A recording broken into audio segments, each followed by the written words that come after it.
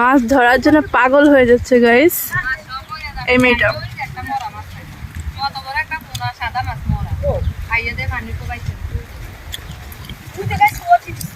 মেয়েটা পুরো পাগল হয়ে যাচ্ছে মাছ ধরার জন্য।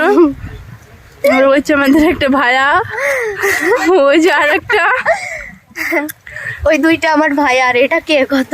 আমার খালা। এটা হাবিবার আম্মু। পুরো পাগল হয়ে যাচ্ছে। এটা ঠিক আছে, আকাশ করতেছে তাই ঝাড়ি উঠতেছে। এই জায়গা পানি কম, এই জায়গা গাইস এর কথা শুনে তো এটা ভিডিওটা ভাইরাল হয়ে যাবে। এই জায়গা সব ফেরা কো বলি কি হবে, বড় মাছ আমি চাই নি, ওই তো চাই নিয়ে গেছি।